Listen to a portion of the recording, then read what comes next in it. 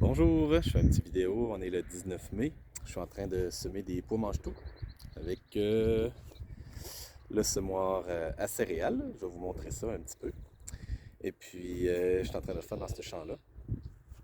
Puis juste à côté, j'ai semé des pois il y a quelques jours déjà.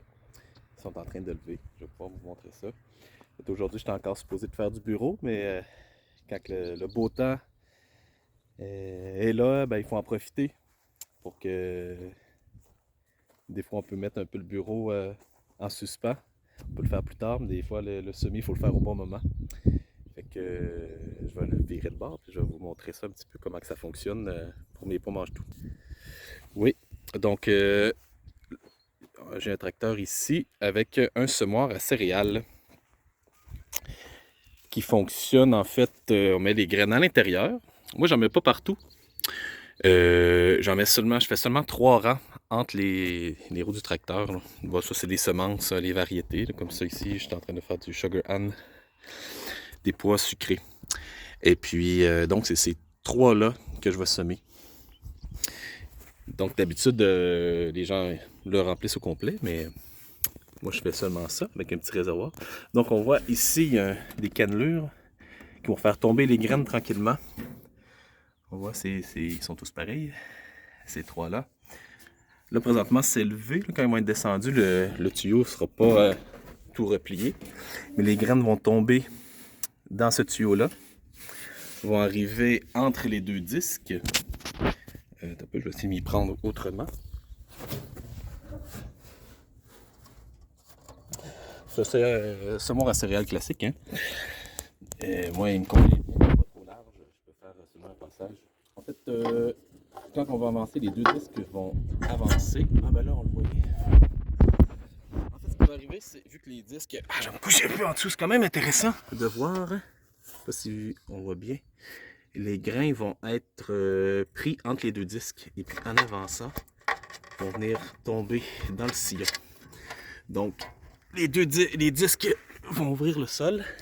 Les grains vont être coincés entre les disques. Ils vont venir se déposer au fond.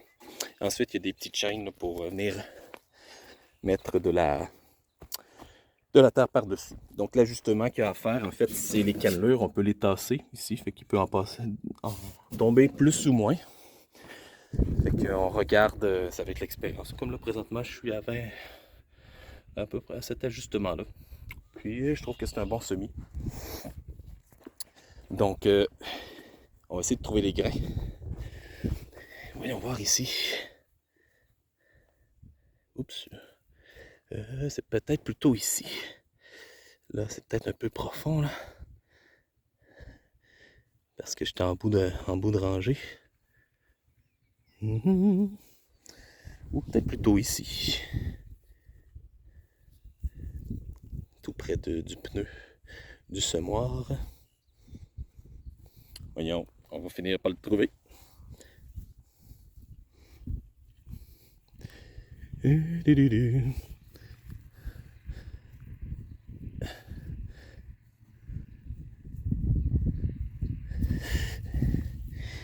Voyons donc. Ici alors.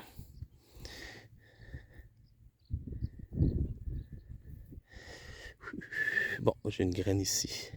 Là, présentement, ils sont à peu près à... C'est un petit peu profond, 5 cm.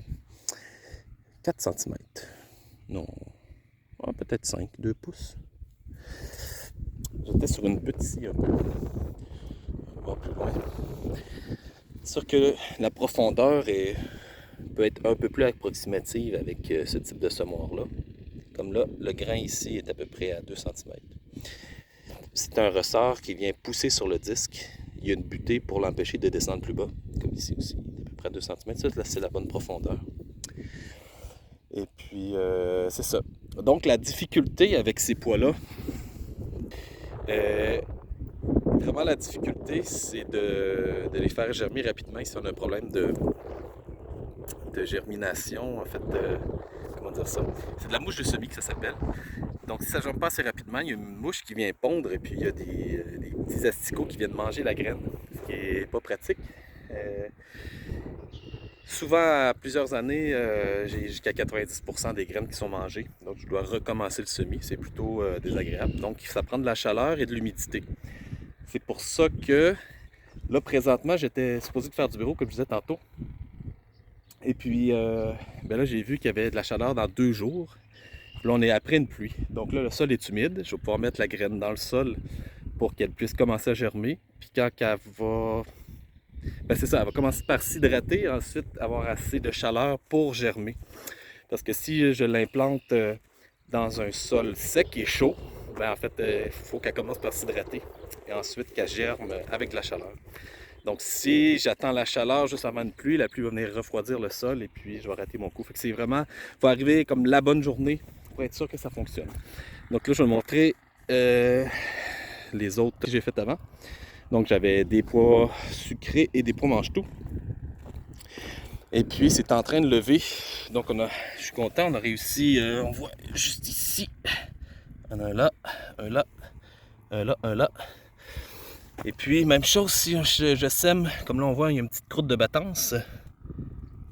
C'est ça, avec la pluie, ça l'a croûté, mais pas beaucoup. C'est pas très, très difficile pour la plante à passer, là. Quand ça vient très sec, ça peut être difficile. Si c'est trop dur pour la plante à percer, ben elle va rester en dessous, elle va pourrir. C'est vraiment, ça a l'air simple hein, de faire germer, faire pousser les plantes, mais c'est pas mal plus complexe. Il faut arriver au bon moment. Donc là, on va mettre des petites mauvaises herbes qui s'en viennent. Plus on sème tôt au printemps, là, plus qu'on a de chance d'avoir des graines qui ont été activées par l'hiver, qui vont germer. Je sais pas si je peux trouver une graine qui aurait pourri. Mais je pense qu'on a eu de la grosse chaleur exceptionnelle. On a eu de la température de juillet en plein mois de mai. C'est pour ça qu'on a été beaucoup au champ. Donc, c'est ça. Avant que ça devienne trop sec, j'ai travaillé le sol. J'ai implanté la graine. Il y avait assez d'humidité pour qu'elle commence à germer. Puis avec la chaleur, en fait, c'est venu germer. Et puis là, ils sont en train de sortir. Il y a quoi, 2 cm entre les graines? Environ.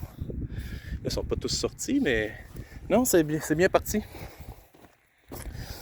Donc avec les mauvaises herbes qui s'en viennent, on va attendre que les plants soient plus robustes. On va venir passer un peigne pour désherber.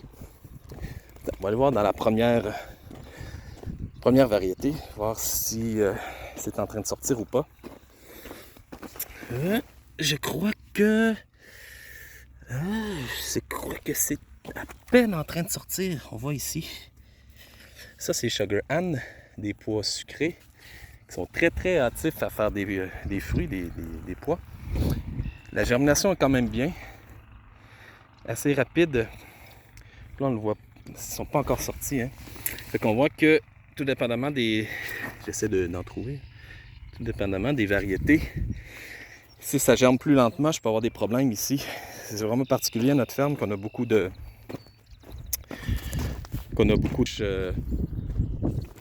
mouches de semis.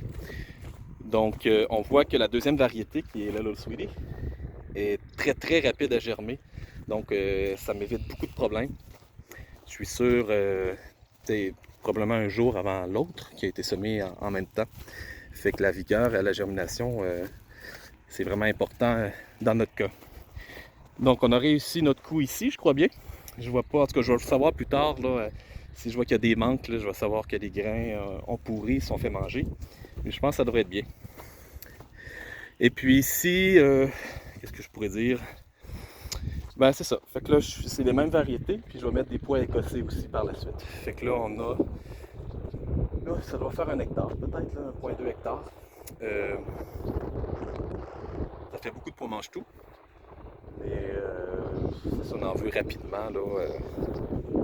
Ça va occuper notre équipe, là,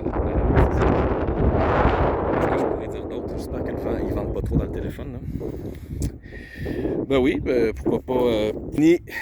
En fait, les pois Sugar Ann, je vais y aller avec Little Sweetie. Puis là, ce que je fais, c'est que j'ai une balayeuse. C'est pour ça que j'ai une genre de balayeuse de Walt. Que je viens aspirer les graines comme ça. Ça va peut-être faire un peu de bruit.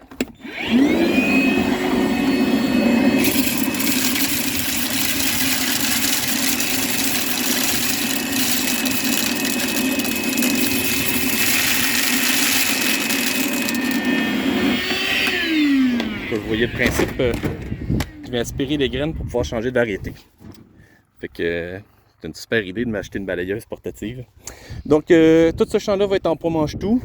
Par la suite, on devrait les récolter fin juin, début juillet. Oups, je filmais par terre. Et puis par la suite, on va broyer la culture.